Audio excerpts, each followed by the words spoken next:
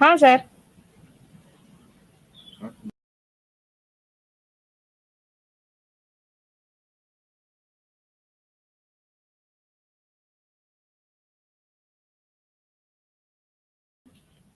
வணக்கம்.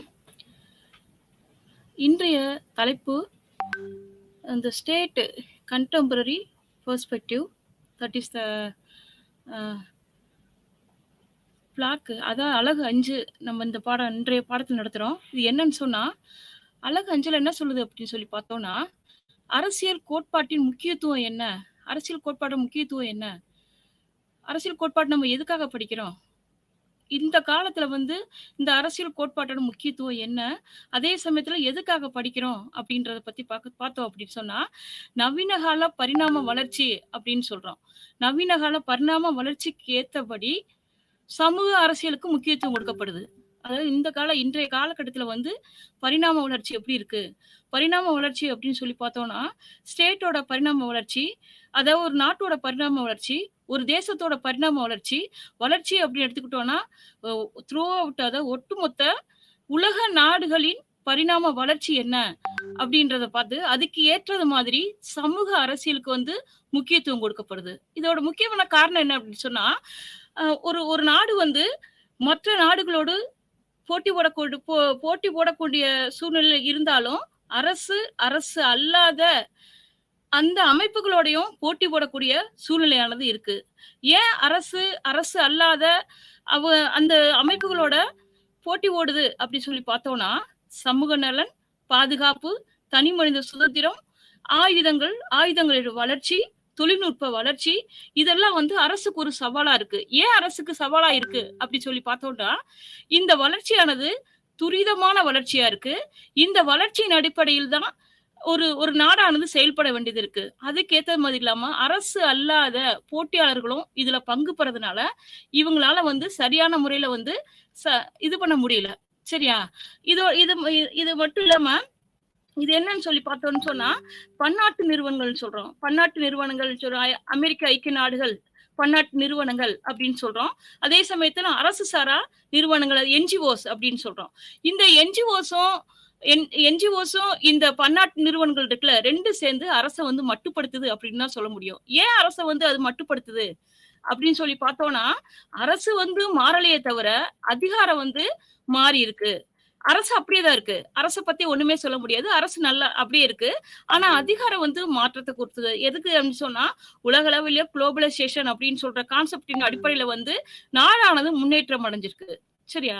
அந்த நாடு முன்னேற்றம் அடைஞ்சதன் அடிப்படையில அதிகாரத்தை அது அரசோட அதிகாரத்தை ஃபுல் அண்ட் ஃபுல் கார்ப்பரேட் கம்பெனிகள் அவங்களோட கண்ட்ரோல்ல வச்சிருக்காங்க.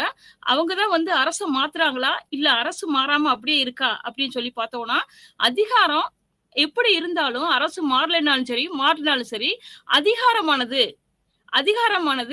அது மட்டுப்படுத்ததான் பட்டிருக்கு அப்படின்னு சொல்றோம். அதே சமயத்துல என்னன்னு சொல்லி பார்த்தோம்னா, சில சமயத்துல அரசு கூட அதோட முடிவை அதெல்லாம் எடுக்க முடியாது. ஏன் எடுக்க முடியல அப்படின்னு சொல்லி பார்த்தோம்னா, பின்னாடி இருக்கிற அரசு சாரா நிறுவனங்கள் அதை மட்டுப்படுத்துது.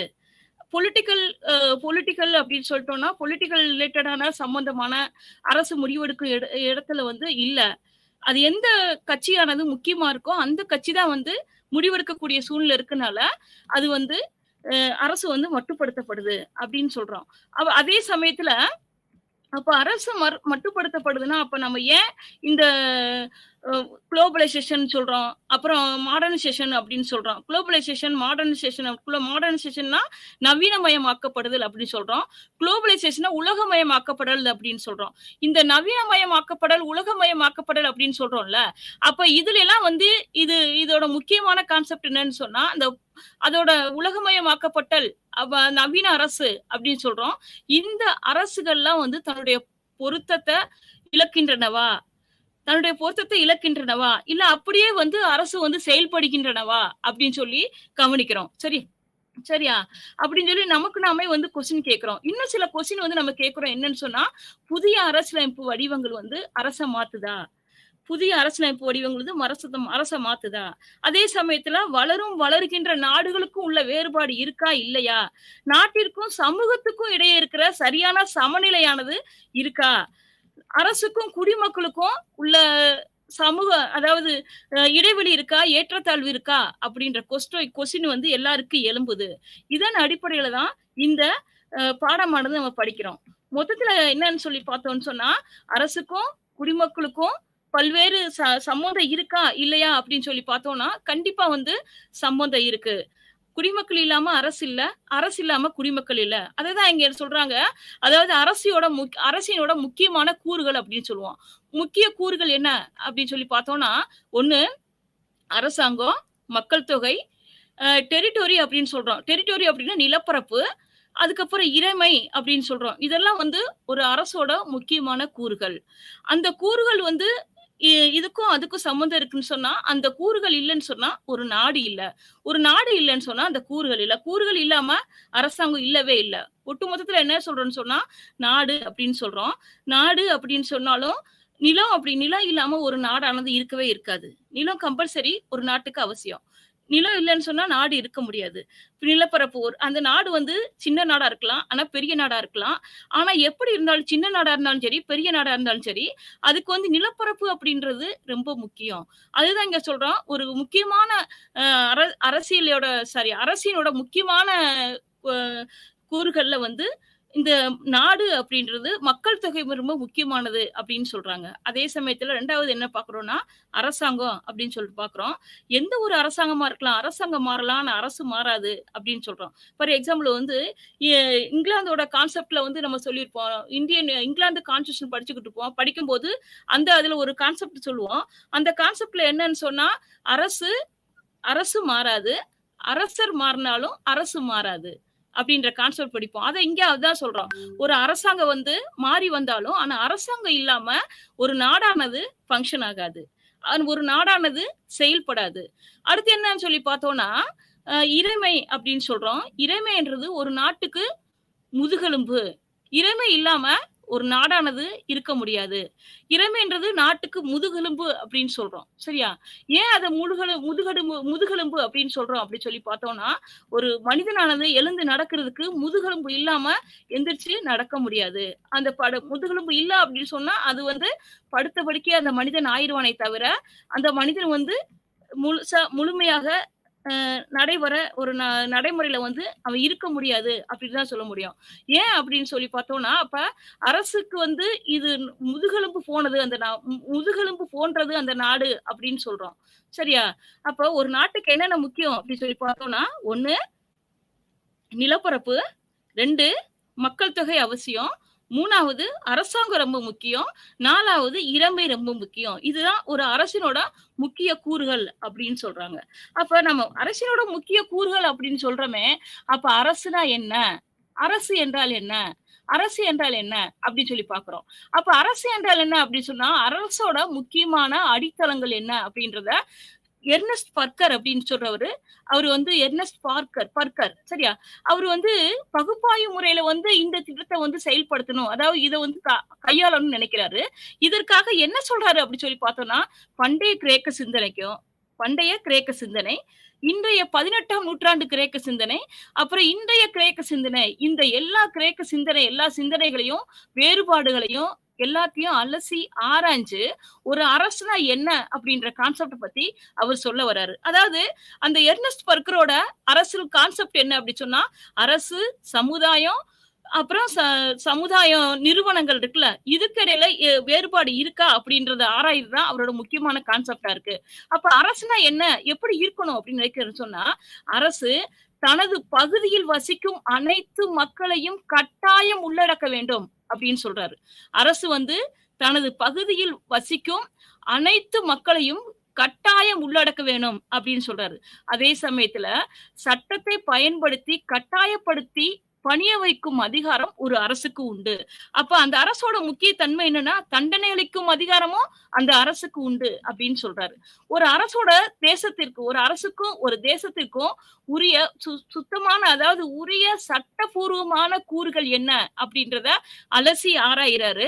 அதே சமயத்துல இந்த அரசோட அதிகாரங்கள் என்ன அப்படின்றத 2 அதிகாரங்கள் இருக்கு அப்படின்னு சொல்றாரு. ஒண்ணு வந்து அரசின் அதிகாரம், 2வது திருச்சபையின் ஆன்மீக அதிகாரம் அப்படின்றத அந்த காலகட்டத்துல சொல்லியிருக்காங்க. எதுக்குன்னு சொன்னா, அந்த காலகட்டத்துல வந்து அரசு அப்படின்னு சொல்றத பத்தி சொல்லும்போது என்ன சொன்னா, ரோமன் காத்தலிக்ல அதாவது அந்த டைமிங்ல வந்து ரோமன் காத்தலிக் அரசு வந்து எப்படி இருந்துச்சு?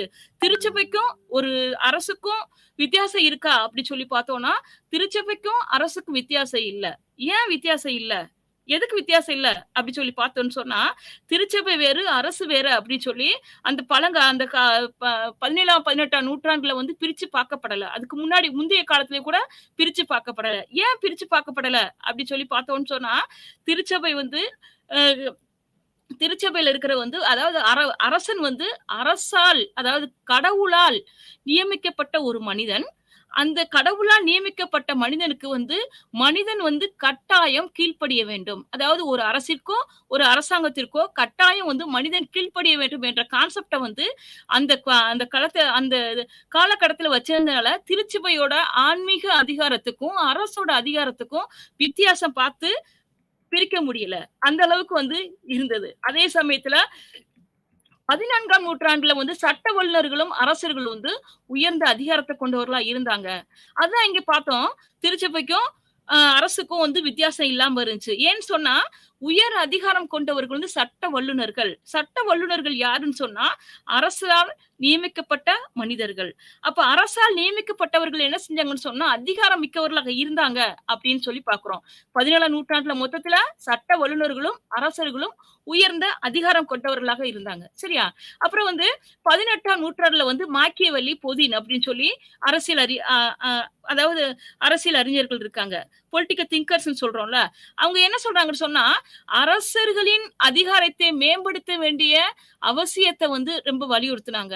ஏன்னு சொன்னா, அரசரோட அதிகாரத்த கம்பல்சரி மேம்படுத்தணும். அப்படி இருந்தா மட்டும் தான் அந்த நாடு வந்து செழிப்பானதா இருக்க முடியும். அந்த நாடு வந்து சி சி சிலபம் இல்லாம இருக்க முடியும் அப்படின்னு சொன்னாங்க.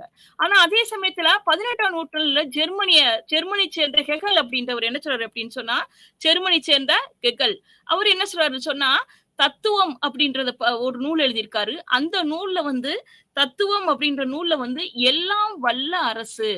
ஏன் எல்லாம் வல்ல அரசு அப்படின்னு சொல்றேன்னா, எல்லாத்தையும் எல்லா பவரையும், எல்லா அதிகாரத்தையும் கையெடுத்து கொண்டிருக்கிற அரசு அப்படின்ற கான்செப்ட்ட வந்து கெகல் வந்து 18ஆம் நூற்றாண்டுல வந்து சொல்லியிருக்காரு. சரியா? அடுத்து 17ஆம் நூற்றாண்டுல வந்து தொழில் போக்கு, வியாபார போக்கு எல்லாம் வளர்ச்சி அடையுது. அப்பதான் வந்து த மாடர்னைசேஷன் அப்படின்ற கான்செப்ட்ல வருது. தொழில் போக்கு, வியாபார போக்கு. அந்த தொழில் போக்கு, வியாபார போக்கு எல்லாமே பண்டைய கால இலக்கியம் அந்த டைமிங்லயே வந்து பண்டைய கால இலக்கியமானது மறுமலர்ச்சி அடையுது. அதே சமயத்துல தனி மனித உரிமை வருது. அதுக்கப்புறம் வந்து தனி மனிதனுக்கு சுதந்திரம் கிடைக்கப்படுது.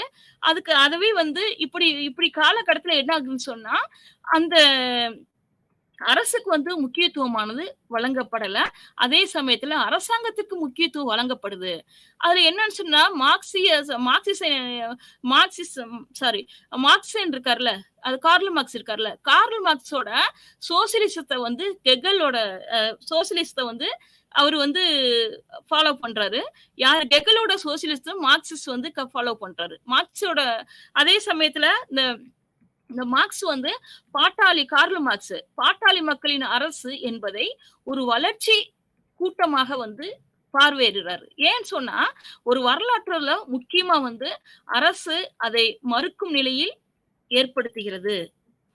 வரலாற்றின் முழுமையானது அரசை மறுக்கும் நிலையில் தான் ஏற்படுகிறது அப்படின்னு சொல்றாரு. இதுக்கு என்ன அர்த்தம் அப்படின்னு சொன்னா, ஒரு அரசாங்கத்த வந்து எதிர்த்து என்னைக்கு இருக்கமோ, இந்த அரசாங்கம் வேண்டாம் என்று என்னைக்கு வந்து நம்ம நிராகரிக்கிறோமோ, அன்னைக்கு தான் வந்து முழுமையான ஒரு வரலாறானது முழுமை பெறுது அப்படின்னு சொல்றாரு. அப்போ அதே சமயத்துல இயற்கையான பலவந்தமான பொது உடைமை ஏற்படும். இயற்கையான பலவந்தமான பொது உடைமை ஏற்படும். அப்பழுக்கற்ற சமுதாயத்திலும், சோசலிசத்திலும் அரசுக்கு இடமில்லை. அப்படின்றாரு. இயற்கையான பொது உடைமை. அதாவது மக்கள் இயற்கையாவே அதிகாரம் பெற்றவனா வாழ்றான். மக்கள் இயற்கையாவே அதிகாரம் பெற்றவனா வாழ்றான். அதே சமயத்துல ஏன் அதிகாரம் பெற்றவனா வாழ்றான் அப்படின்னு சொன்னா, அது கடவுளால அவனுக்கு இயற்கையாவே அதிகாரமானது கொடுக்கப்பட்டிருக்கு. இந்த இயற்கையான அதிகாரம் பலவந்தப்படுத்தப்படும் பொழுது, அதாவது பொது உடைமை ஏற்படும் பொழுது, அப்பழுக்கப்பட்ட ஒரு சமுதாயமும், சோசலிச சமுதாயமும் ஏற்படும் பொழுது, அரசு அப்படின்றதுக்கு இடம் இல்ல அப்படின்னு சொல்லிட்டு கார்ல் மார்க்ஸ் ஆனது சொல்றாரு. சரியா? இதுல என்னன்னு சொன்னா, அதே சமயத்துல கார்ல் மார்க்ஸோட கான்செப்ட் வந்து முக்கியமான கான்செப்ட்டா இருந்தாலும், நாட்டின் தன்மையில வந்து சில மாற்றங்கள் வந்து ஸ்டேட்ல வந்து நேச்சர் ஆஃப் த ஸ்டேட் வந்து சில மாற்றங்கள் இருந்துச்சு. ஏன் அப்படின்னு சொன்னா, வளர்ந்து வரும் நாடுலயும் சரி, வளரும் நாடுகள்லயும் சரி, மாநிலத்தோட பண்புகள் எப்படி செயல்படணும்? ஒரு மாநிலம் எப்படி செயல்படணும்? அப்படின்ற கான்செப்ட்ட பத்தி நெறைய இருந்துச்சு. ஆனா, ஒரு நாட்டோட கருத்து என்ன? ஒரு நாட்டோட கருத்து என்ன? அரசியலமைப்பு சட்டத்தில் காணப்படுகிற சட்டம் என்ன? அது வந்து என்னன்னு சொல்லி பார்த்தோம்னா, சட்டபூர்வமான அதிகாரமிக்க கூறுகள் என்ன அப்படின்றத பேஸ் பண்ணி, ஒரு அரசோட தன்மை என்ன அப்படின்றத வந்து மக்கள் எல்லாம் புரிஞ்சுக்கலாம் அப்படின்னு சொல்றாங்க. மொத்தத்துல என்னன்னு சொன்னா, ஒரு மாநிலத்தின் பண்புகள், செயல்பாடுகள் அரசின் எல்லைக்குள்ள இருக்கும் பொழுது, எப்படி இருந்தாலும் சரி, ஒரு சிறிய நாடா இருந்தாலும் சரி, பெரிய நாடா இருந்தாலும் சரி, நாம எல்லாருமே எல்லைக்கு கட்டுப்பட்டு தான் நம்ம வாழணும்.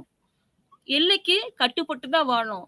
சட்ட திட்டங்களுக்கு கம்பல்சரி எல்லாரும் கீழ்ப்படியணும். சட்ட திட்டங்களுக்கு கீழ்ப்படியல அப்படின்னு சொன்னா, அது அந்த அது வந்து நம்ம அங்க வாழ முடியாது. சட்ட திட்டங்கள யாரு கீழ்ப்படிய மறுக்கிறாங்களோ, அதுக்கு வந்து அவங்க வந்து தண்டிக்கப்பட வேண்டியவங்க. கடமை செய்து பாதுகாப்போட இருக்கணும். அதே சமயத்துல கூட்டு வாழ்க்கை இருக்கணும் அப்படின்ற கான்செப்ட் எல்லாத்தையுமே சொல்றது என்னன்னு சொன்னா, ஒரு நாடு. அந்த நாட்டோட நாட்ட பத்தி அரிஸ்டாட்டில் என்ன சொல்றாருன்னு சொன்னா, மனிதன் கடவுளுக்கு கட்டுப்பட்டு ஏதாவது ஒரு நாட்டின் கீழ வாழணும் அப்படின்னு சொல்றாரு. மனிதன் வந்து கடவுளுக்கு கட்டுப்பட்டு ஏதாவது ஒரு நாட்டின் கீழ வாழணும் அப்படின்றாரு. அப்ப கட்டுப்பட்டு வாழ்றதெல்லாம் சரி, ஒரு அரசானது எப்படி இருக்கணும்? ஒரு அரசாங்கமானது எப்படி இருக்கணும்? அதோட நோக்கம் என்ன? அப்படின்னு சொல்லி பார்த்தோம்ன்னு சொன்னா, வளர்ந்து வரும் நாடுகளும், வளருகின்ற நாடுகளும் செயல்பாடுகளும், குணநலன்களும் இயற்கை ஆராய்ந்து அதற்கு ஏற்றபடி செயல்பட வேணும் அப்படின்னு சொல்றாங்க. சரியா? அதே சமயத்துல ஒரு நாடு, ஒரு சமுதாயம், ஒரு அரசாங்கம் அப்படின்றத பத்தி எப்படி இருக்கணும்? அதோட கருத்து என்ன? அப்படின்றத பத்தியும் அரசானது சொல்லியிருக்கு.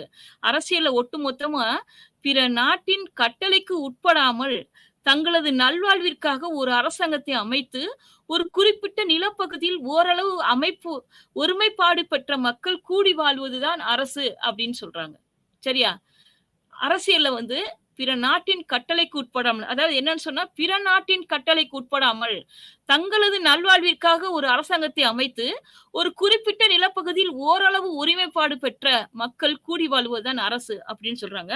அப்ப அரசுனா என்ன சொன்னா, மனித நாகரிகத்தின் ஒரு கூட்ட மக்கள் மனித நாகரிகத்தின் ஒரு கூட்ட மக்கள் தாங்களாகவே ஒரு சமுதாயத்தை ஏற்படுத்தி சில சட்ட விதிகளையும் உருவாக்கி அதனை அமலாக்க நிறுவன அமைப்பு ஒன்று தேவைப்பட்டது. அப்ப நிறுவன அமைப்பு ஒன்று தேவைப்படும் பொழுது சட்டம் ஒழுங்கை நிலைநிறுத்தி சட்டம் ஒழுங்கு, அதாவது லா அண்ட் ஆர்டர்ன்னு சொல்றோம்ல, அந்த லா அண்ட் ஆர்டரை நிலைநிறுத்தி உருவாக்கப்பட்டதுதான் நிறுவனம் அரசு அப்படின்னு சொல்றோம். அது இதுவே என்ன சொல்றேன்னா, அரிஸ்டாட்டில் என்ன சொல்றேன்னா, நாம் வாழ வேண்டும் என்பதற்காக ஒரு அரசு உருவானது. நாம் நன்றாக வாழ வேண்டும் என்பதற்காக அது தொடர்ந்து நடத்தப்படுது அப்படின்னு சொல்றாரு. அரிஸ்டாட்டிலோட கான்செப்ட் என்ன அப்படி சொல்லி பார்த்தோம்னா, அவர் வந்து அரசாங்கம் எப்படி இருக்கணும்? அரசாங்கத்த பத்தி நெறைய சொல்லியிருப்பாரு. அரச பத்தி அப்படி நெறைய சொல்லியிருப்பாரு. ஆனா அதுல என்னன்னு சொன்னா, நாம் வாழ வேண்டும் என்பதற்காக அரசு உருவானது. நாம் நன்றாக வாழ வேண்டும் என்பதற்காக அது தொடர்ந்து நடத்தப்படுகிறது அப்படின்னு சொல்லி பொருள் சொல்றாங்க. சரியா? அதே சமயத்துல இந்த உட்ரோ வில்சன் அப்படின்றவர் என்ன சொல்றாருன்னு சொன்னா, அந்த சட்டத்திற்கு உட்பட்டு எந்த இனமா இருந்தாலும் பரவால்ல. சட்டத்துக்கு உட்பட்டு எந்த இனமா இருந்தாலும் பரவால்ல. ஆனா எல்லைகள் வரையறுக்கப்பட்டு நிலப்பகுதியில் வாழுமெனில் அதனை அரசு என அழைத்தல் தகும் அப்படின்னு சொல்றாரு. ஏன்னு சொன்னா, ஒரு ஒரு நிலப்பரப்பு எல்லைகள் அப்படின்னு சொல்றது நம்ம கூட தெரியும். வான்வெளியிலயும் சரி எல்லைகள் வரையறுக்கப்பட்டிருக்கு. தரைவழியிலயும் வந்து எல்லைகள் வரையறுக்கப்பட்டிருக்கு அப்படின்னு சொல்றோம். வான்வெளியில வந்து நம்ம இந்தியா அப்படின்னு சொன்னா, இந்தியாவுக்கு வந்து என்ன எல்லை வரையறுக்கப்பட்டிருக்கோ அதுக்குள்ள தான் பறக்கணும். அதே சமயத்துல தரையில என்ன எல்லைகள் வரையறுக்கப்பட்டிருக்கோ அந்த எல்லைகள் எல்லைகளுக்குள் வரையறுக்கப்பட்ட எல்லைக்குள்ள தான் இருக்கணும். அதே சமயத்துல கடல் வழியா இருந்தா கூட ஃபார் எக்ஸாம்பிள் சொல்றோம். இப்ப ஸ்ரீலங்காவுக்கும் நமக்கும் இருக்கிற ஒரு இடையில ஒரு தீவு இருக்கு.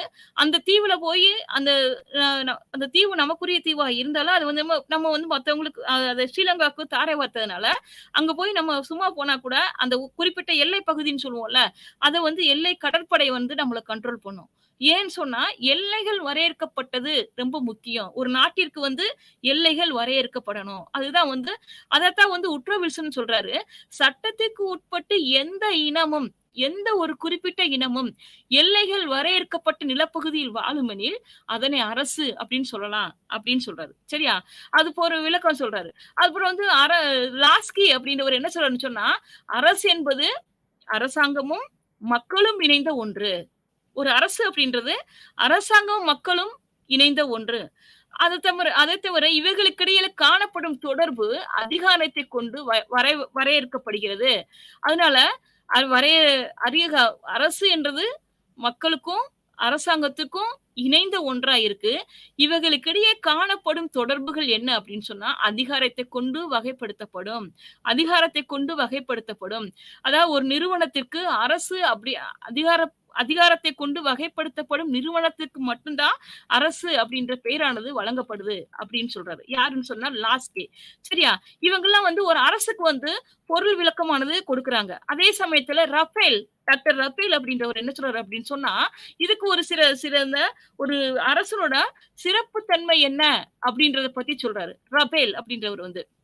இவர் வந்து அரசோட சிறப்பு தன்மைய வந்து நிறைய சொல்றாரு. ஒண்ணு வந்து முழு அதிகார வரம்பு. அதாவது யுனிவர்சல் ஜூரிஸ்டிக்ஷன் அப்படின்னு சொல்றாரு. முழு அதிகார வரம்பு. முழு அதிகார வரம்பு என்ன அப்படின்னா, யுனிவர்சல் ஜூரிஸ்டிக்ஷன்.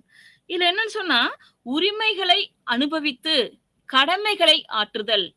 உரிமைகளை அனுபவித்து கடமைகளை ஆற்றுதல் அப்படின்னு சொல்றோம். இதுல யாரு அப்ப ஒரு நாட்டு எல்லைக்குள்ள இருக்கிறவங்க மட்டும் தான் இந்த அதிகார வரம்புக்கு உட்பட்டவங்களா? இல்ல நாட்டின் எல்லையில வெளியில வேற ஸ்டேட்ல இருந்து வந்து எல்லைக்குள்ள உட்பட்டவங்க அதிகாரத்துக்கு உட்பட்டவங்களா? இல்ல இந்த நாட்டின் குடிமகன் மட்டும் தான் இந்த எல்லைக்கு இந்த அதிகார எல்லைக்குள்ள தான் யுனிவர்சல் ஜூரிஸ்டிக்ஷனுக்கு உட்பட்டவனா? அப்படி சொல்லி பார்க்கணும். இல்ல. இதுல வந்து வெளிநாட்டவங்களும் அடங்குவாங்க.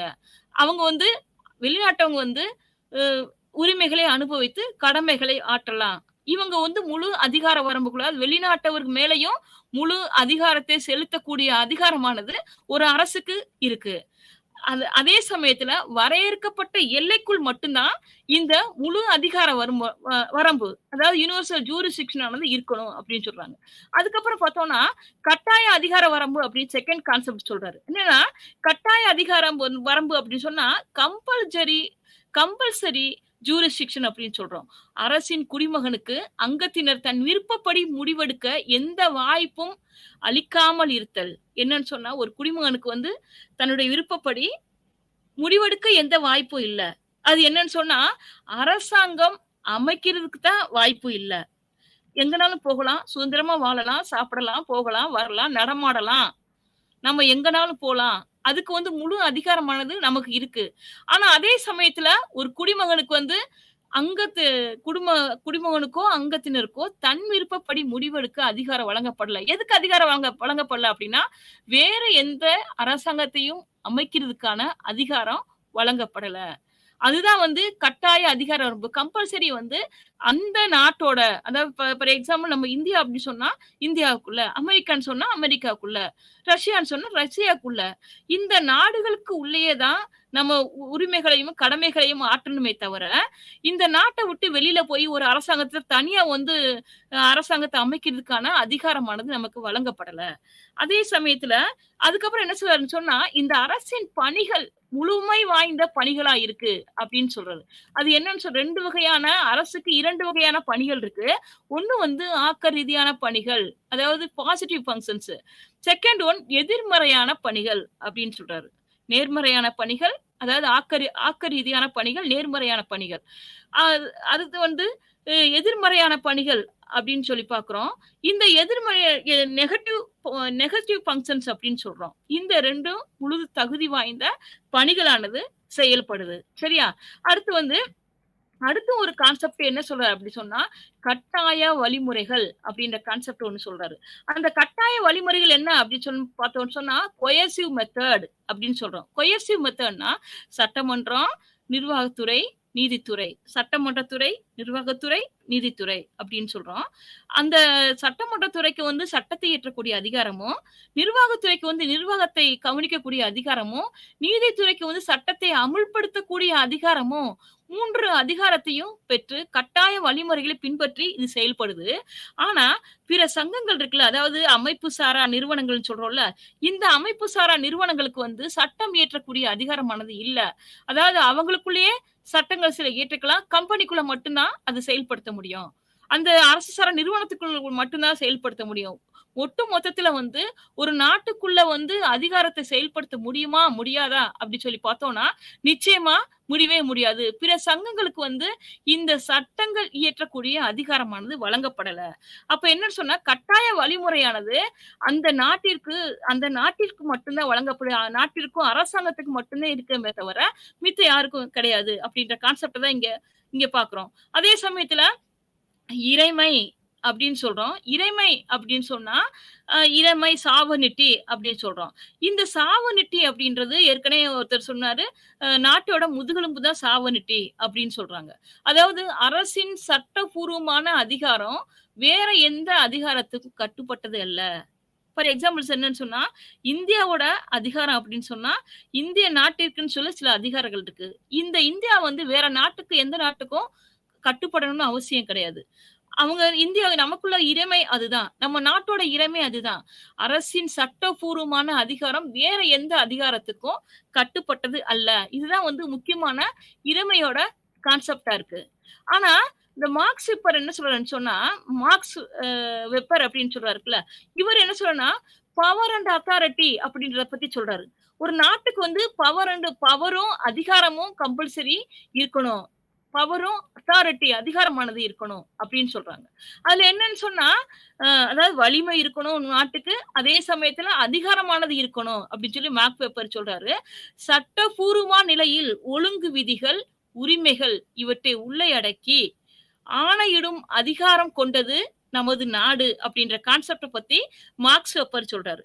அதாவது அதே சமயத்துல என்னென்ன அதிகாரங்கள் இருக்கணும்? ஒரு நாட்டுக்கு வந்து என்னென்ன அதிகாரிகள் இருக்கணும்? அப்படின்றத கான்செப்ட்ட வந்து இவர் சொல்றாரு. யாருன்னா, மார்க்ஸ் வெப்பர். அப்ப என்னென்ன அதிகாரங்கள் இருக்கு? அப்படி சொல்லி பார்த்தோம்னா, legal authority legal authority, traditional authority, charismatic authority அப்படின்னு சொல்றோம். லீகல் அத்தாரிட்டி அப்படின்னு சொன்னா, சட்டபூர்வமான அதிகாரம் அப்படின்னு சொல்றோம். எது? சட்டபூர்வமான அதிகாரம். அப்ப ட்ரெடிஷனல் அத்தாரிட்டி அப்படின்னு சொன்னா, மரபு சார்ந்த அதிகாரம் அப்படின்னு சொல்றோம். அப்புறம் சரிஸ்மெட்டிக் அத்தாரிட்டினா வசீகரம். சட்டபூர்வமான அதிகாரம்னா ஒரு நாட்டின் எல்லைக்கு உட்பட்டு சட்டங்கள் வகுக்கப்படுமானால், ஃபார் எக்ஸாம்பிள் வந்து போக்சோ ஆக்ட் உருவாக்குறாங்க.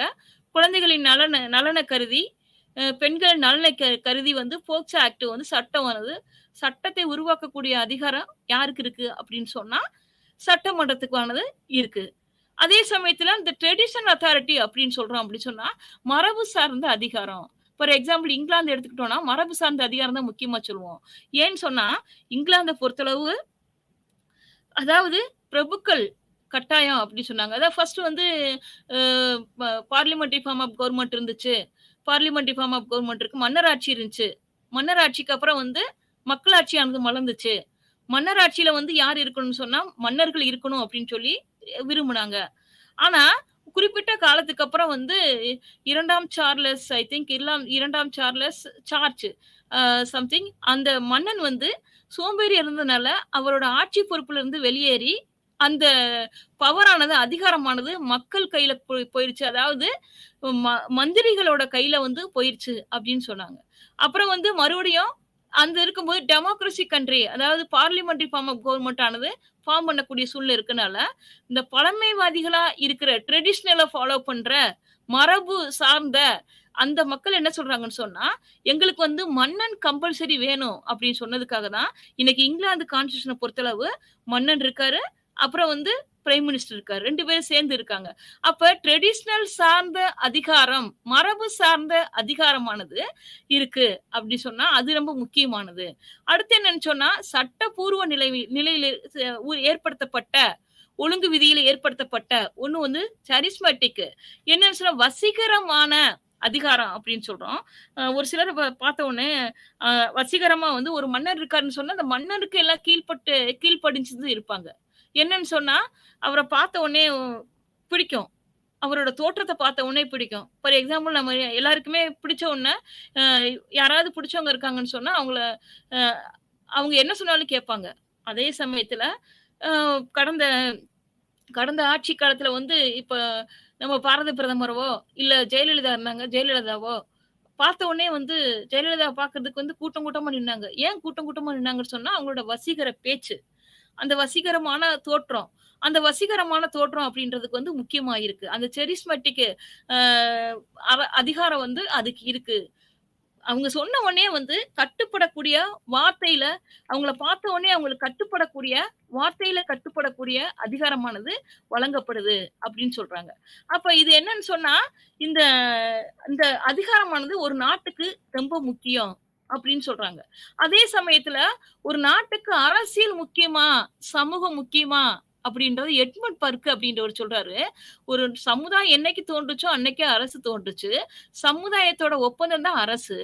மனிதர்கள் எங்கிட்டலாம் கூட்டம் கூடி வாழ்ந்தாங்களோ, அவங்க பொருட்கள வந்து ஒருவர் கூட்டம் கூடி, விதிகளுக்கு கட்டுப்பட்டு நடந்தா, கூட்டம் கூடி சில சட்ட விதிகள அதாவது நடத்தை விதிகள வந்து ஏற்படுத்தினா, அந்த நடத்தை விதிகளுக்கு கட்டுப்பட்டு எல்லாருமே நடந்தாங்க. நடத்தை விதிகளுக்கு கட்டுப்பட்டு நடந்தான். என்னைக்கு வந்து அந்த விதிய வந்து தப்பு அப்படின்னு சிந்திக்க தொடங்கினானோ, அன்னைக்கு தொடங்கின நாள் முதலே வந்து ஒரு அரசானது தோன்றுச்சு. அந்த அரசு தோன்றும்போது தான் அரசியல் கல்வியானது தோன்றியிருக்கு அப்படின்னு சொல்றாங்க. அப்ப அரசியல் கல்வி யார்ட்ட இருந்துச்சு அப்படி சொல்லி பார்த்தோம்னா, அரசியல் கல்வி உயர்குடி மக்கள்ட்ட மட்டும் தான் ஒடுங்கி கிடந்ததே தவிர, மக்கள்ட்ட இல்ல. அப்ப மக்களாட்சி அப்படின்றது தேசியம், பரவல், கல்வியறிவு. பாமர மக்களிடையே விழிப்புணர்வு என்னைக்கு தோன்றுச்சோ, அன்னைக்கு தான் அரசியலானது தோன்றிருக்கு. அப்போ ஒரு அரசு இருக்கும்போது, அந்த அரசுக்கு வந்து அரசியல் முக்கியமா அப்படின்னு சொன்னா, நிச்சயமா முக்கியம். அரசியல் இருந்தா மட்டும் தான் மக்கள் என்னைக்கு விழிப்புணர்வோட இருந்தாங்களோ, அன்னைக்கு அந்த விழிப்புணர்வான அரசுக்கு வந்து அரசியலும் தேவைப்பட்டுச்சு. அப்ப இந்த அரசியல் அப்படின்றதுக்கு என்னென்ன பொருள் சொல்றாங்க அப்படி சொன்னான்னா, பாலிடிக்ஸ் பாலிடிக்ஸ் ஃபர்ஸ்ட் வந்து பாலிடிக்ஸ் அப்படின்னு சொன்னாங்க. அந்த பாலிடிக்ஸ்க்கு என்ன அர்த்தம் அப்படி சொன்னா, போலீஸ். போலீஸ். போலீஸ் அப்படின்னு சொன்னா நகரம். கிரேக்க சொல் நகரம். போலீஸ்ன்றது கிரேக்க சொல்.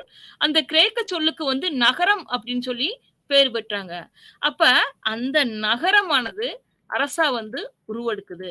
அந்த அரசு அப்படின்னா என்ன அப்படின்றதுக்கு வந்து ஒரு சிலர் வந்து காரண காரியங்கள் சொல்றாங்க. என்னன்னு சொன்னா, அரசு அப்படின்றது ஒரு தேசத்த குறிக்குது.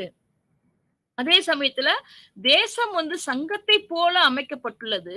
பொது வாழ்விற்கு தேவையான எல்லா நியதிகளையும் கொண்ட ஒரு சமுதாய அமைப்பாக தேசம் இருக்கு. இது என்னன்னு சொன்னா, சில நேரங்கள்ல என்னன்னு சொன்னா, இயற்கையான உணர்வினை பெற்று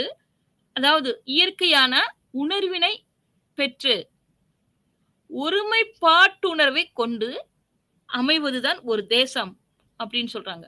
ஒரு தேசம், இன்னும் ஒரு அரசு அப்படி சொல்லி அரசுக்கு வந்து விளக்கம் குடுக்குறாங்க. ஒரு தேசம் அப்படின்றது வந்து அரசு, தேசமும் ஒண்ணா? அரசு, தேசமும் ஒண்ணா? அப்படி சொல்லி பார்த்தோம்னா, அரசு, தேசம் ஒண்ணா? அப்படி சொல்லி பார்த்தோம்னா, அரசு நடைமுறையில் அரசியாக உருவெடுத்தது. 2ஆம் உலகப் போருக்கு பிறகு தேசிய அரசு உருவெடுத்தனால, தேசம், அரசு அப்படின்ற கான்செப்ட் இரு சொல்லானது வெளிப்பட்டிருக்குன்னு சொல்றாங்க.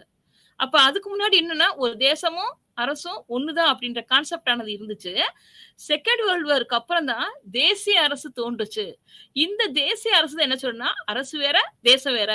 அப்படின்ற இரு பொருட்களை குறிக்கும் சொற்களை வந்து பயன்படுத்தப்படுது. எப்ப அப்படின்னு சொன்னா 2ஆம் வேர்ல்டு வாருக்கு அப்புறம் வந்து இந்த 2 சொற்கள் இந்த சொல்லானது குறிப்பிடுறாங்க. சரியா? அதே சமயத்துல ஒரு அரசுக்கு வந்து பொருள் இலக்கணம் என்ன சொல்றாங்க? பொருள் இலக்கணம் வந்து ஒரு அரசுக்கு முக்கியம் இல்லையா? அப்ப பொருள் இலக்கணம் என்ன சொல்லுது அப்படி சொன்னா, சட்டத்திற்காக வரையறுக்கப்பட்ட எல்லைக்குள் ஒழுங்காக அமைக்கப்பட்ட மக்கள் அரசுதான் அரசு.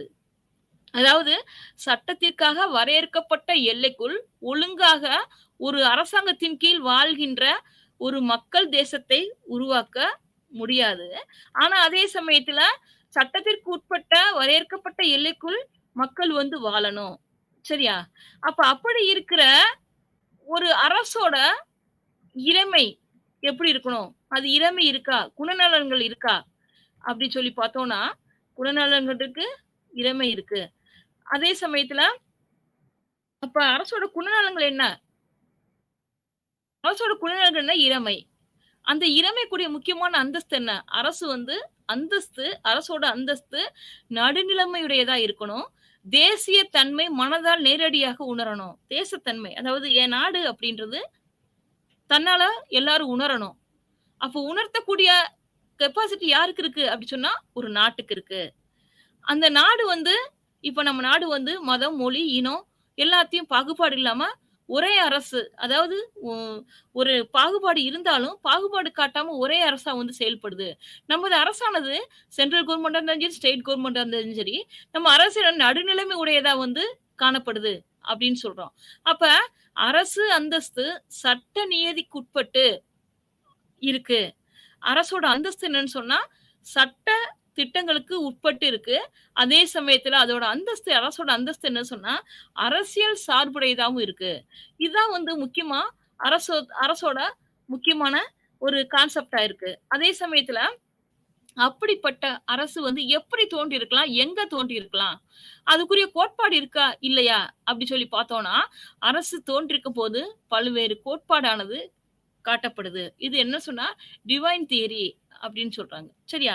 இதுல என்னன்னு சொன்னா, கோட்பாடு என்னென்ன கோட்பாடு அப்படின்னு சொன்னா, அதாவது பரிணாம கோட்பாடு, இறைவழி தோற்ற கோட்பாடு, வலிமை கோட்பாடு, இறைவழி தோற்ற கோட்பாடு, வலிமை கோட்பாடு, பரம்பரை கோட்பாடு அப்படி சொல்லி கோட்பாடானது இருக்கு. அதே சமயத்துல இந்த டிவைன் தியரி அப்படின்னு சொல்றோம்ல, அதாவது வலிமை கோட்பாடு. வலிமை கோட்பாடுனா என்ன? வலிமைனா என்ன? Force theory. மக்கள் வந்து பயந்து ஒரு நாட்டுக்குள்ள கட்டுப்பட்டு வாழ்றான் அப்படின்னு சொன்னா, அது வலிமை. வலிமையை பார்த்து அதாவது ஒரு ஒரு அரசன் வந்து ஒரு அரசனுக்கு கட்டுப்பட்டு கீழ்ப்படியிறான்னு சொன்னா, அவன் கொண்டு வர ஹிட்லர் மாதிரி இருக்கிற அந்த கொடூரமான ஒரு அமைப்பு, அதாவது கொடூரமான அமைப்பு அப்படின்றத காட்டிலும், ஹிட்லர் மாதிரி இருக்கிற அந்த எப்படி சொல்றது? ஜெரிஸ்மெட்டிக் வசீகரமான தோற்றம். 2வது அடக்குமுறை. அடக்குமுறைய கையாளும்போது கம்பல்சரி ஃபோர்ஸ் வந்து இருக்கணும். வலிமையானது இருக்கணும். அதுதான் வந்து ஒரு அந்த வலிமை கோட்பாடானது இத ஃபாலோ பண்ணி செயல்படுது. அடுத்து என்னன்னு சொன்னா, இறைவழி தோற்ற கோட்பாடு அப்படின்னு சொல்றாங்க. இறைவழி தோற்ற கோட்பாடு அப்படி சொன்னா, இப்ப இந்த கிறிஸ்டியன் கதைகள்லாம் சொல்லியிருப்பாங்க. தாவீது அப்படின்ற ஒரு மன்னன் இருந்தான். அந்த மன்னன் வந்து அந்த மன்னன வந்து யார் நியமிச்சாங்க அப்படி சொன்னா, சாமுவேல் ராஜா வந்து நியமிச்சாரு அப்படி சொல்லுவாங்க. சாமுவேல் ராஜா யாரு அப்படின்னு சொன்னா, அவரு வந்து கடவுளால் அனுப்பப்பட்ட ஒரு தூதுவன். அவரு வந்து இவரு தான் வந்து தாவீது தான் ஒரு அரசனா இருக்கணும் அப்படி சொல்லி அவர் நியமிக்கிறாரு அப்படின்னு சொல்றாங்க. இதுல ஏன் அப்படின்னு சொல்லி பார்த்தோம்னு சொன்னா, அ இறைவன் வந்து இதுலருந்து என்ன நம்ம கத்துக்கிட்டோம் அப்படின்னு சொன்னா, இறைவழியின் மூலம் தான் ஒரு அரசானது செயல்படணும். இறைவழிக்கு கட்டுப்பட்டு எல்லாரும் இருக்கணும். ஏன்னா, அ மனுஷன் இருக்கான் அப்படி சொன்னா, அவன் வந்து யாருக்கு கட்டுப்பட்டவன்? அந்த நாட்டிற்கு கட்டுப்பட்டவனா இருக்கணும். அந்த நாட்டுக்கும், அந்த நாட்டு மன்னனுக்கும் கட்டுப்பட்டு இருக்கணும். ஏன் அந்த நாட்டு மன்னனுக்கு கட்டுப்பட்டு இருக்கணும் அப்படி சொன்னா, அவன் அரசன் கடவுளால் நியமிக்கப்பட்ட ஒரு மனிதன். அதே சமயத்துல அரசனுடைய உரிமை வந்து கடவுளிடமிருந்து பெறப்பட்டது அப்படின்ற கான்செப்ட்ட வந்து சொல்றாங்க. அரசன் கடவுளுக்கு மட்டும் தான் பொறுப்புடையவனா இருக்கான். கடவுளுக்கு மட்டும் தான் கட்டுப்பட்டவனா இருக்கான். அவனுக்கு கீழ வந்து யாரும் செயல்பட முடியுமே தவிர, அவனை எதிர்த்து யாரும் செயல்பட முடியாது.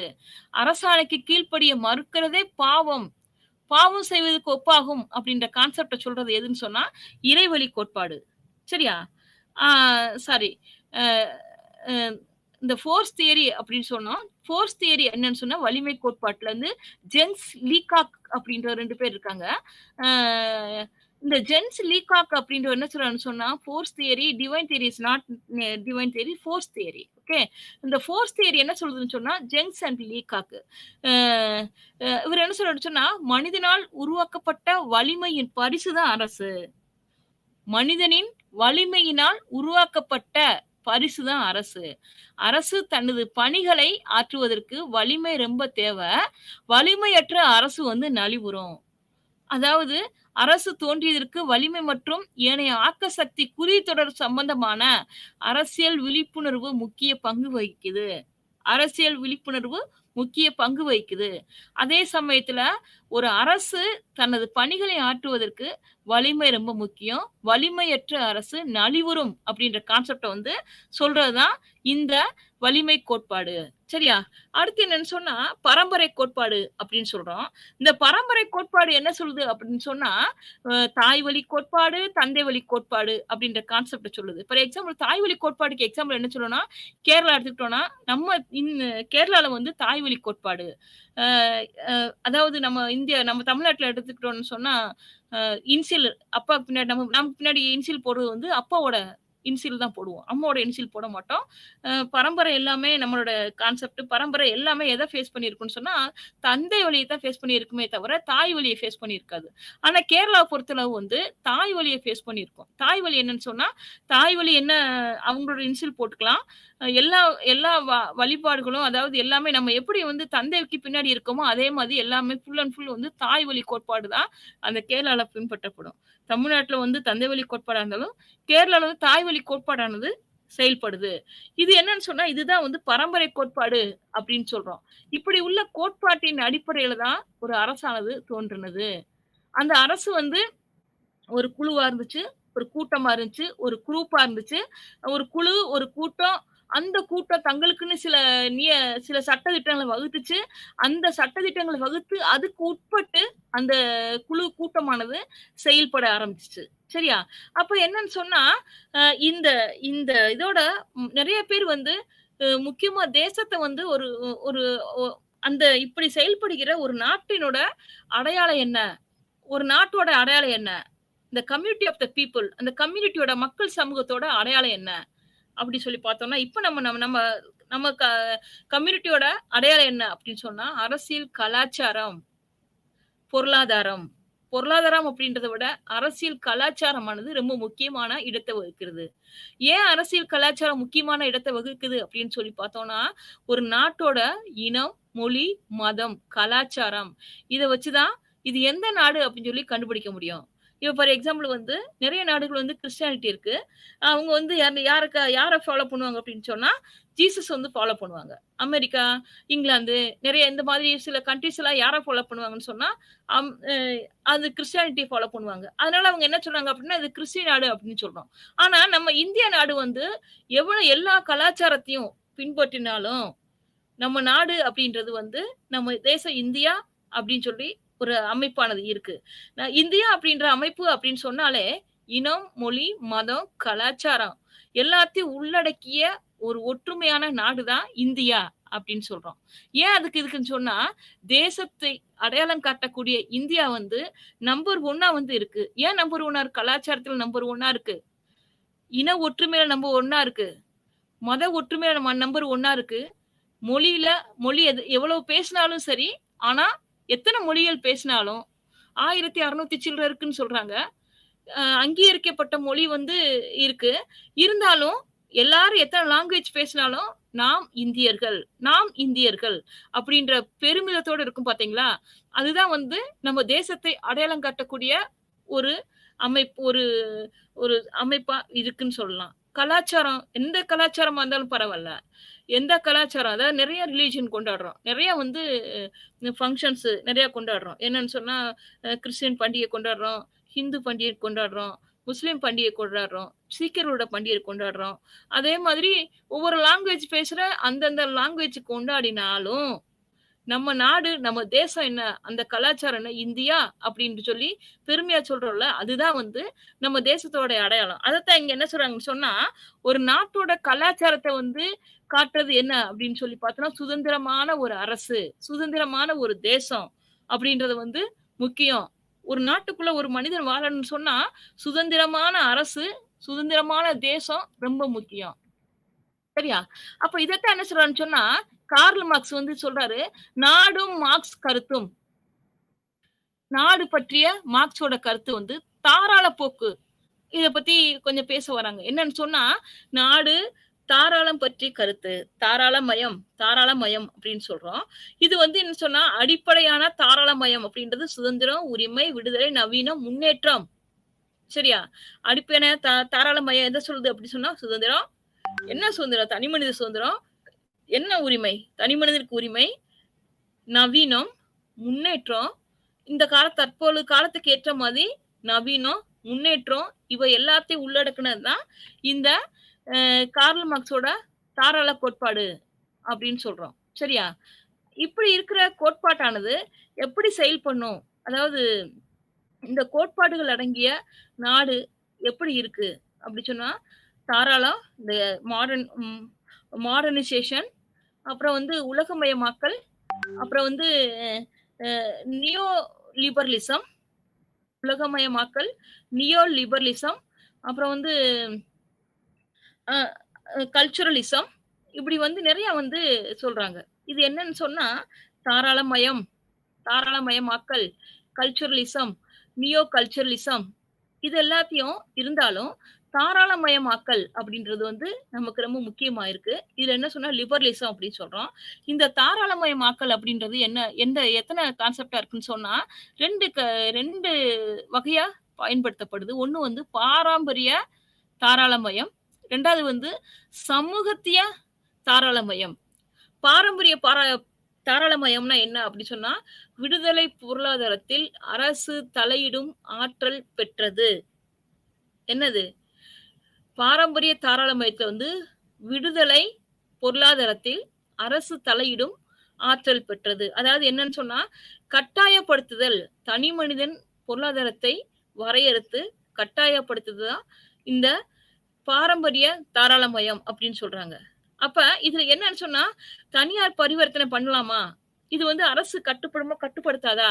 அப்படி சொன்னா, தனியார் வந்து பரிவர்த்தனை பண்ணலாம். ஆனா, தனியார் பரிவர்த்தனைய வந்து அரசு கட்டுப்படுத்தும்.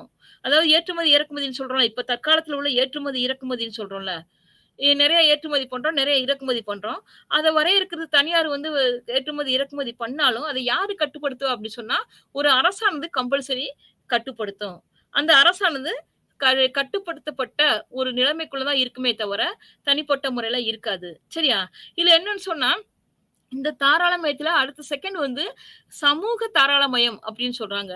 பொது சேவைகளில் அரசின் பங்கு. அதாவது என்னன்னு சொன்னா, பொது சேவைகளில் அரசின் பங்கு. இது என்ன சொல்லுது அப்படின்னு சொன்னா, உடல் நலம், காப்பீடு, வாழ்க்கை ஊதியம், வேலை பாகுபாடு அத பத்தி சொல்லுது. பொது சேவையில வந்து அரசு ஃபார் எக்ஸாம்பிள்ஸ் வந்து நமக்கு உடம்பு முடியல அப்படின்னு சொன்னா, அரசு வந்து காப்பீட்டு அறிவிச்சிருக்கு. அந்த காப்பீட்டின் மூலம் வந்து நமக்கு வந்து பெனிஃபிட் குடுக்கும். அடுத்து வந்து வாழ்க்கை தரத்தை உயர்த்தும். அ இல்லாதவங்களுக்கு வந்து கவர்மெண்ட்டே வந்து முடியாதவங்க, இல்லாதவங்களுக்கெல்லாம் வந்து ஸ்பான்சர் பண்ணுது. அதாவது என்னன்னு சொன்னா, ஸ்டைபண்ட் குடுக்குது. உடல் ஊனமுற்றோருக்கு ஸ்டைபண்ட் குடுக்குது. அதே சமயத்துல முதியோர்களுக்கு வந்து பென்ஷன் வழங்குறாங்க. இப்போ ரீசென்ட்டா வந்து தமிழ்நாடு கவர்மெண்ட் வந்து பெண்களுக்கு அதாவது அ வாழ்க்கை தரத்தில் பின்தங்கிய பெண்கள் அப்படின்றத விட, அ கவர்மெண்ட் ஸ்கூல்ல படிச்ச வாத்தியார்களுக்கு வந்து கவர்மெண்ட் ஸ்கூல்ல படிச்ச பெண் குழந்தைகளுக்கு வந்து மந்த்லி பெர் மந்த் வந்து ₹1000 அப்படின்றத அனவுன்ஸ் பண்ணியிருக்கு. இதெல்லாம் ஏன் பார்த்தோம்னு சொன்னா, பொது சேவைகள்ல அரசோட பங்கு ரொம்ப முக்கியமா இருக்கு. அ கவர்மெண்ட் ஸ்கூல்ல படிக்கிறவங்க எல்லாமே மேக்ஸிமம் வந்து ஒண்ணு வில்லேஜ் பீப்பிளா இருக்கும். வசதி இல்லாதவங்க தான் முக்கியமா படிப்பாங்க. அப்படின்ற மாதிரி ஒரு ஒரு தோற்றம் இருக்கிறனால, எல்லாருமே வந்து அந்த அவங்கள நோக்கி வந்து இந்த சேவையானது போய்க்கிட்டு இருக்கு. இது என்னன்னு சொன்னா, அவங்களுடைய வாழ்க்கை தரத்தை உயர்த்துவதற்காக அவங்களோட வாழ்க்கை தரத்தை உயர்த்துவதற்காக வந்து இந்த காப்பீடானது செயல்படுது. அதாவது என்னன்னு சொன்னா, அ அடுத்து வந்து ஊதியம் வழங்கப்படுது அப்படின்னு சொல்றோம். அ உடல் ஊனமுற்றோருக்கு வந்து ஊதியம் வழங்குறாங்க. ஏன் ஊதியம் வழங்குறாங்க? ஊதியம் வழங்குறாங்க. ஏன் கவர்மெண்ட் எம்ப்ளாயீஸ் வந்து ஊதியம் வாங்குறாங்க. கவர்மெண்ட்க்கு வந்து வேலை செய்றாங்க. அந்த வேலை செஞ்சதுக்கு ஏத்த மாதிரி எம்ப்ளாயீஸ்க்கு வந்து ஊதியமானது கவர்மெண்ட் வழங்குது. அதே சமயத்துல வேலை பாகுபாடானது பிரிச்சு பிரிச்சு குடுத்துருக்காங்க. எப்படி பிரிச்சு குடுத்துருக்காங்க அப்படி சொல்லி பார்த்தோம்னா, இப்ப கூட A grade, B grade, C grade, D grade, B grade அதே மாதிரி அந்த மாதிரி வந்து கிரேட் ஆனது பிரிக்கப்பட்டிருக்கு. எஃப் வரைக்கும் கிரேட் ஆனது பிரிக்கப்பட்டிருக்கு. ஏன் இந்த கிரேட் பிரிச்சிருக்காங்க அப்படி சொல்லி பார்த்தோம்னா, இந்த கிரேடின் அடிப்படையில தான் ஒரு வேலை பாகுபாடானது அரசாங்கமானது பிரிச்சு, அதுக்கேத்தமான ஊதியமானது வழங்குது. அப்ப தாராளமயத்தோட முக்கியமான கான்செப்ட் வந்து இது ஒரு முக்கியமானதா இருக்கு. அப்ப தாராளமயத்திலேயே சில வேறுபாடுகள் அதிகமா இருக்கு அப்படின்னு சொல்லி பார்த்தோம்னா, 1 பழமைவாத தாராளமயம், 2வது பொருளாதார தாராளமயம், 3வது நவ தாராளமயம், 4வது அமெரிக்க தாராளமயம், 5 தேசிய தாராளமயம், 6 பாலியோ தாராளமயம் அப்படி சொல்ட்டு தாராளமயமானது பிரிக்கப்பட்டிருக்கு. இப்படி தாராளமயம் பிரிக்கப்பட்டு, இந்த தாராளமயத்த வந்து ரொம்ப முக்கியமான கான்செப்ட்ல வந்து ஒரு நாடானது ஃபங்ஷன் ஆகுது. இருந்தாலும் இந்த லிபரலிசம் அதன் அடிப்படையில தான் வந்து ஒரு நாடானது நவீன காலத்துல வந்து மாடர்னைசேஷன்ல வந்து செயல்படுது. இதுல வந்து ஃபெமினிசம் அப்படின்றது வந்து பெண்ணியம் அப்படின்றது முக்கியமான கான்செப்ட்டா இருக்கு. இந்த முக்கியமான பெண்ணியத்துக்கு வந்து என்ன பிரச்சனை அப்படி சொன்னா, இந்த காலகட்டத்துல வந்து பெண்கள் என்ன பிரச்சனைய வந்து ஃபேஸ் பண்றாங்க? எவ்வளவு பிரச்சனைய ஃபேஸ் பண்றாங்க? அதான் நான் ஏற்கனவே சொன்ன மாதிரி, நெறைய சட்டங்கள் வந்து பெண்களுக்காக உருவாக்கப்பட்டிருக்கு. குழந்தைகள் வந்து பாதிக்கப்படுறாங்க. பெண்கள் வந்து பாதிக்கப்படுறாங்க. ஏன் பெண்களுக்காக மட்டும் தனிப்பட்ட முறையில சட்டங்கள் தனிப்பட்ட முறையில வகுக்கப்படுது, எல்லா நாட்டிலயும். இப்ப கூட ரீசென்ட்டா பார்த்துட்டோம்னா, ஒரு சில நாடுகள்ல வந்து போராடுறாங்க. என்ன போராடுறாங்க அப்படி சொல்லி பார்த்தோம்னா, எங்கள வந்து க கருக்கலைப்பு வந்து சுதந்திரம் வந்து வழங்கப்படல. அது வந்து ரெஸ்ட்ரிக்ட் பண்றாங்க அப்படின்னு சொல்லிட்டு கூட ஒரு சில நீங்க பார்த்திருப்பீங்க. டிவி நியூஸ்ல பார்த்திருப்பீங்க. அது அது ஏன் அந்த இது இருக்குன்னு சொன்னா, அவங்களோட பிரச்சனை வந்து எல்லா விதத்திலயும் ஃபேஸ் பண்றது பெண்களா தான் இருக்கும். எல்லா பிரச்சனையும் ஃபேஸ் பண்றது பெண்களா தான் இருக்கும். ஏன்னு சொன்னா, இந்த பெண்கள் அனுபவிக்கக்கூடிய இந்த வலிமையின் அடிப்படையில தான் வந்து இவங்களுக்கு தனிப்பட்ட முறையில சட்டங்கள் வகுக்கப்படுது. அடுத்து வந்து குளோபலைசேஷன் உலகமயமாக்கல் அப்படின்னு சொல்லி பார்க்கிறோம். உலகமயமாக்கல்ன்னு சொன்னா, உலகமயத்துல வந்து பெண் அதாவது மக்கள் தொகை இருக்கணும். அதே சமயத்துல கமாடிட்டி வாங்கக்கூடிய ப்ராடக்ட் எல்லாமே சேர்ந்து உலக அளவுல வந்து ஒரு ஒரு அமைப்பானது உருவாக்கி, அதாவது அ அமைப்பு உருவாக்கு அப்படிங்கிறது உலகமயமாக்கல்ன்றது ரொம்ப முக்கியமான கான்செப்ட்டா இருக்கு. இதுல இருந்து என்னன்னு சொன்னா, இந்த இத்தனை அ இவ்வளவு பிரச்சனைகளையும் உள்ளடக்கிய இருந்தாலும், அது வந்து ஒரு சட்டம் அப்படின்றது, ஒரு நாடு அப்படின்றது, வளர்ந்த வளர்ந்து வரும் வளர்ந்த நாடுகள், வளர்ந்து வரும் நாடுகளுக்கு முக்கியமா ஒரு முன்னோடியா வந்து ஒரு நாடானது இருக்கணும். அப்ப நாடு இருக்கணும்னு சொன்னா, அந்த நாடு இருந்த நாட்டோட நேம் இருந்தா மட்டும் தான், வளர்ந்து வரும் நாடுகள்ல வந்து எந்த பிரச்சனையும் வந்து சரி பண்ண முடியுமே தவிர, இந்த நாடு இல்லன்னு சொன்னா சரி பண்ண முடியாது. அதே சமயத்துல உலகமயமாதல், தாராளமயமாதல், ஃபெமினிசம், அ நியோ கிள அ ந அ அதாவது நியோ லிபரலிசம் இது எல்லாமே உட்பட்டது தான் இந்த இந்த சப்ஜெக்ட்டோட முக்கியமான கான்செப்ட். இதோட மொத்தத்துல என்னன்னு சொன்னா, இந்த நாட்ட வந்து சரிப்படுத்தணும். அதாவது ஒரு நாடு ரொம்ப முக்கியம். அந்த நாட்டுக்கு மக்கள் முக்கியம். அந்த நாட்டுக்கு அரசாங்கம் முக்கியம். அந்த அரசாங்கத்துக்கு இறைமை ரொம்ப முக்கியம். அப்படின்ற கான்செப்ட்ல வந்து ஃபேஸ் பண்ணது தான் இந்த சப்ஜெக்ட். அதாவது இந்த சப்ஜெக்ட் வந்து உங்களுக்கு தெளிவா தெரிஞ்சிருக்கும்னு நெனைக்கிறேன். இருந்தாலும் இந்த சப்ஜெக்ட்ட வந்து அ அ ரொம்ப சிறப்பான ஒரு அரசியல் சப்ஜெக்ட் அப்படின்னு சொல்லலாம். ரொம்ப சிறப்பா வந்து செயல்பட்டிருக்கு. நீங்களும் இத மார்க்ஸ் வெப்பர் சொன்ன மாதிரி legal authority, traditional authority, charismatic authority எல்லாம் உள்ள ஒரு நாடு, வல்லமையுள்ள நாடு, நம்ம நாடு அப்படின்றது வந்து நீங்க வந்து தெரிஞ்சிருப்பீங்க. தாராளமயம்னா என்னன்னு தெரிஞ்சிருப்பீங்க. உலகமயமாதல்னா என்னன்னு தெரிஞ்சிருப்பீங்க. ஒரு ஸ்டேட் எப்படி இருக்கணும்னு தெரிஞ்சிருப்பீங்க. ஒரு நாடு எப்படி இருக்கணும்னு தெரிஞ்சிருப்பீங்க. ஒரு நாட்டோட அ ஒரு ஒரு நாட்டோட சட்டதிட்டங்கள் என்ன இருக்கு அப்படின்னு சொல்லி தெரிஞ்சிருப்பீங்க. ஒட்டுமொத்தத்துல ஒரு நாடு அப்படின்றது இப்படிதான் இருக்கணும். அதாவது மொத்தத்துல இந்த ஸ்டேட்டோட கான்டெம்பரரி பெர்ஸ்பெக்டிவ்ஸ் எப்படி இருக்குன்னு சொல்லி பார்த்தோம்னு சொன்னா, அந்த ஒரு ஒரு ஸ்டேட்டோட கான்டெம்பரரி லெவல் எப்படி இருக்கு அப்படின்றத பத்தி இந்த கிளாஸ்ல நம்ம பார்த்தோம். ஓகேயா? ஓகே. வணக்கம். நன்றி.